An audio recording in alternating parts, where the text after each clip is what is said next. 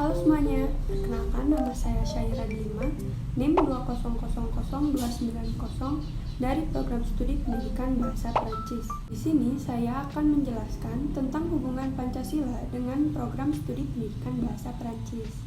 Sebagai orang Indonesia, wajib hukumnya apabila kita menggunakan bahasa Indonesia dengan baik dan benar.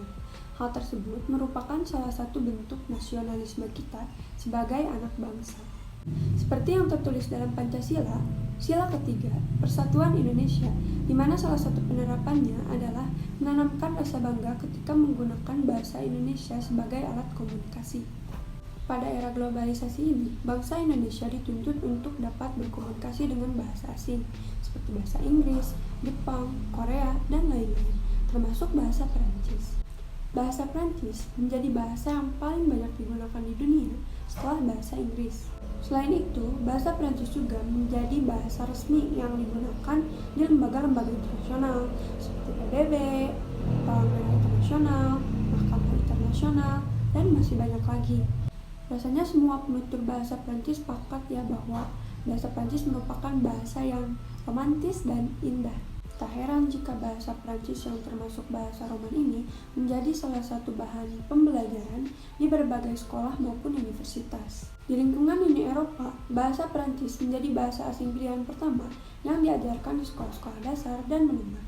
Hal yang sama juga terjadi di Indonesia, bahkan di berbagai universitas seperti UI, Unpad, UGM yang telah membuka jurusan sastra Perancis.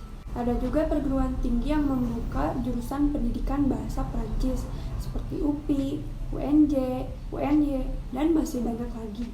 Tetapi masih banyak masyarakat Indonesia yang menganggap bahwa jika kita berbahasa asing itu dianggap tidak nasionalis. Sebenarnya yang menjadi ketakutan mereka adalah jiwa imperialis yang dimiliki oleh sebagian orang Indonesia yang lulus dari perguruan tinggi luar negeri atau yang bekerja dan hidup di luar negeri. Dan masih banyak juga orang-orang Indonesia yang merendahkan keterampilan berbahasa Indonesianya dan memilih untuk meningkatkan bahasa asingnya untuk kepentingan pribadi mereka. Tapi, kembali lagi tergantung bagaimana bahasa itu digunakan. Jika untuk hal positif seperti untuk membangun bangsa, itu hal yang baik. Tetapi, jika digunakan hanya untuk sebagai alat eksistensi agar terlihat lebih dari yang lain, itu merupakan hal yang salah. Nasionalisme bukanlah suatu pengertian yang sempit, bahkan mungkin bisa masih lebih kaya lagi di zaman ini. Nasionalisme adalah suatu keinginan untuk kemerdekaan, keselamatan, dan prestis bangsa.